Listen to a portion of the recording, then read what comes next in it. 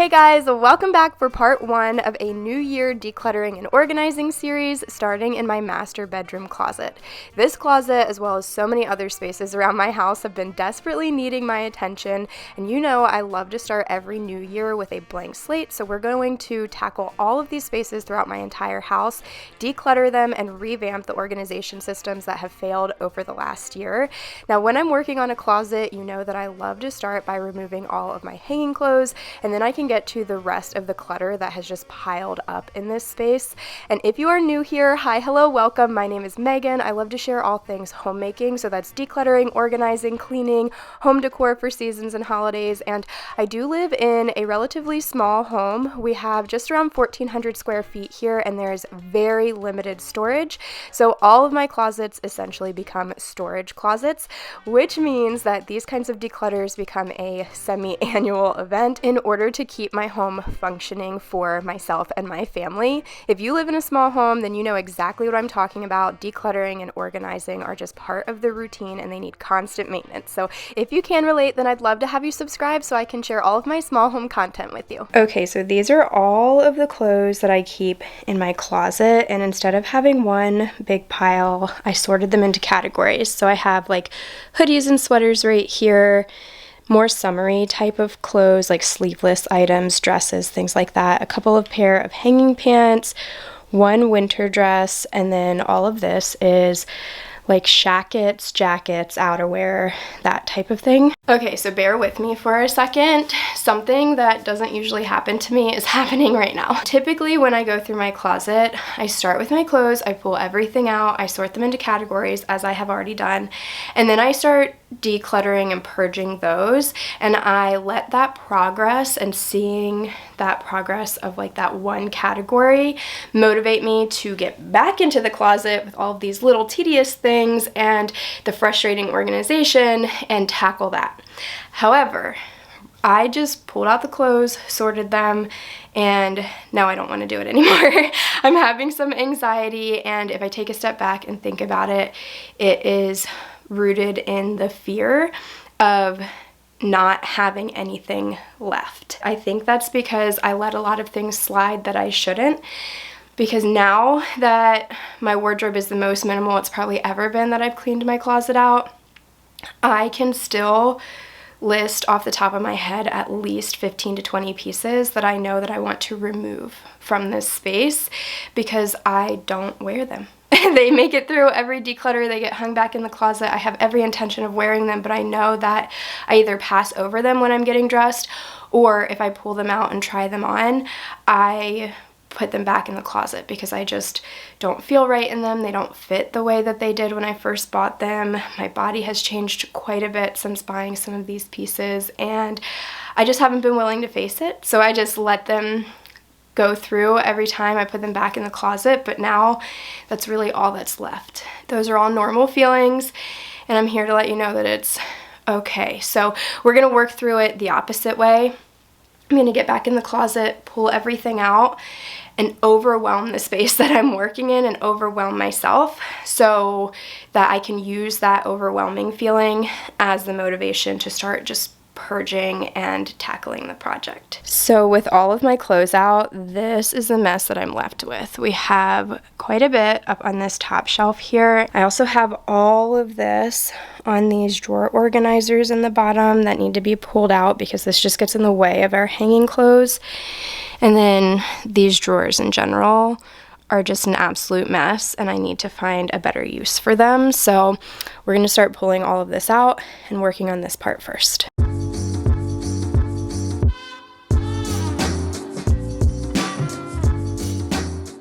So I definitely know that this kind of method is not for everyone. Some people would feel paralyzed and not motivated by being overwhelmed, and instead of wanting to clear the space, they would just avoid it. And if that is you, that's totally fine. There are other ways to go about decluttering and organizing, such as you could make a checklist or a to-do list and use checking off each category or task as the motivation to keep going and complete the project. It's also totally okay to do this in smaller smaller bite-sized pieces, I guess you could say, and followed the KonMari method, which would have you decluttering by category as opposed to by space. I have decluttered that way in the past. I've also kind of done a waterfall effect where you pull out the clothes, like I was saying earlier, declutter through those, see some progress, then you start in on another section, declutter that, see some progress, and keep going. There is no wrong or right way to declutter. So if there is a way that you like to do this, then hopefully this is just serving as motivation to have you get up and get whatever done that you are needing to do. But if you are feeling stuck, then I hope that I've shared some tips that might be able to help you. Okay, I just cleared out the rest of the closet and I kind of can't move. So I have this box and some trash bags here, and I'm going to show you what this ended up looking like. And I think we're just going to have to start from right here where I'm standing because I can't get through the room now. Okay, so this is where I'm standing, and yeah, it's just a mess. So I have all of the file boxes over there, the 2 bins that I had on the shelf with them, my Cricut machines over here, but I left my supplies in the closet, shoes, bags, random things, electronics, bedding, books, this is just everything. So I think I'm going to start right here because I don't know what else to do, and I'm going to start by going through these bags. Recently I was watching, I think, a TikTok that popped up on my For You page of this woman who shares a lot of decluttering content, and I am so sorry, but I cannot remember her name or her account right now. If I think about it, I will update in a pinned comment, or if I come across her again. But basically, a lot of what she shares is this tip to use an empty box. Whenever an empty box or vessel comes into your home, send it out with decluttered items in it. So try to fill the box. And I just thought that that was so ingenious as far as routine and everyday type of decluttering that we can do around our home. So I think this year I might try to implement that after I have finished the series, and just to kind of maintain it in my everyday life and throughout the year, so that this isn't such a big event every single new year and also every single fall for me. But anyway, I just thought that was really cool. That is the goal that I had with bringing this box into this space. I knew that I had some things that I could declutter, but I also know that I use my closet mostly as storage for things that I will be keeping and that I do use. So I wasn't really sure exactly how much I was going to be able to remove from this space. So the goal was just to fill this box, but as you will see, I way overflowed this box. By the end of it, I ended up having between boxes and bags 4 of them full of decluttered items that I will take for donation. And also, anytime that you're seeing me declutter, I just want to be clear that I don't throw anything away unless it is undeniably trash. Everything that is not trash gets donated either to Goodwill, Habitat for Humanity, the Restore, I think, is the affiliation with Habitat for Humanity, and also my local women and children shelter. They are not always accepting donations, but when they are, I donate to them first and then kind of scatter everything else between other outreach programs in my local area. So even if something is going in a trash bag, unless I have said this is trash to take to the trash, then just know that it is definitely going to be donated. And if you are decluttering throughout your home, I would highly encourage you to look for donation sites in your areas, especially shelters that can help people in your community. Okay, let me go ahead and update you about where we are at so far. So I have this box of donations overflowing, and then these are also donations. Both of these bins are empty now, and I actually think that I'm going to use them here on this shelf, and then next to those we'll put the black wire bins. I'd like to get 2 more of these ones to use up here just so it's uniform, but I'll have to go to the store for those, so we're just gonna make it work for now. I did already kind of reorganize this top shelf, so our luggage is over here. These are extra like duvet covers, quilts, sheets, things like that. And these are file boxes that have real files with real information on them, and it's personal information, so I don't want to go through it on camera, but I know I do need to go through these sometime and clean them out. So I have this pile of toys here that won't stay forever, but these are kind of like my little gift stockpile. So a few of these are just to give to like Sawyer's friends when we get invited to birthday parties, and then some of these are for Sawyer for her 6th birthday, which is coming up. I cannot believe it. It's crazy. She's going to be 6. And also Easter basket things for both of the girls. So a lot of these are like pretty small-ish, and I'm thinking I might try to fit them in these 2 bins that I have empty just for now, and then, you know, when Easter and her birthday come around, they will empty out, and so I'll be able to use them for other things.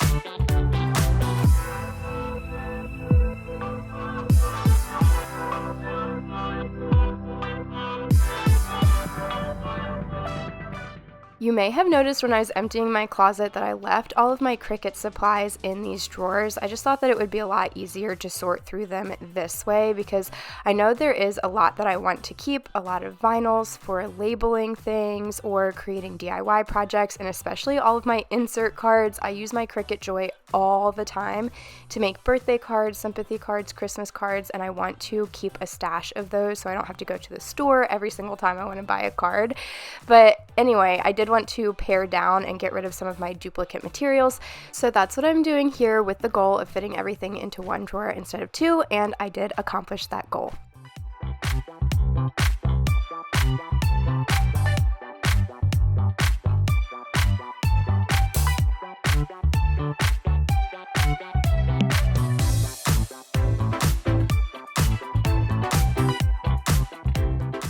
Okay, everything that is supposed to go in there, I feel like, is in there now.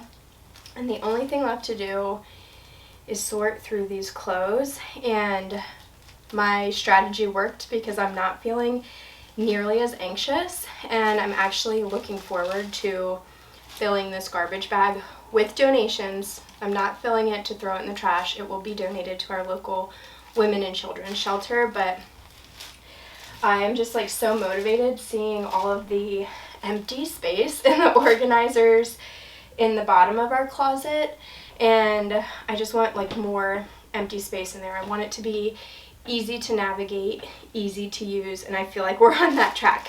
So I am going to go through all of this, and the way that I typically do that is going through these categories one at a time, and I'm going to touch every single piece of clothing and assess kind of when is the last time that I wore it, how did I feel when I was wearing it, is it something that I am looking forward to wearing again, and if I haven't worn it or I can't remember when the last time I wore it, it needs to be decluttered. If I didn't feel good the last time I wore it, it needs to be decluttered. If I can't see myself wearing it again, it needs to be cluttered.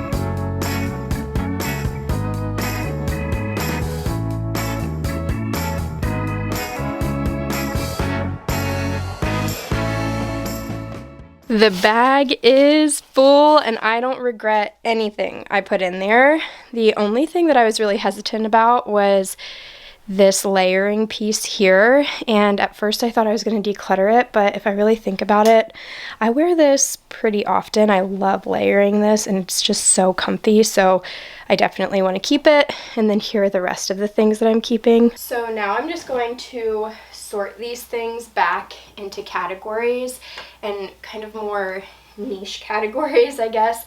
I'm going to have long sleeves and spirit jerseys. I'm going to have these kind of layering pieces. I'm going to have like clear outerwear, and then also hoodies, dresses, things like that. Just get them super sorted so that I can start getting everything back into the closet.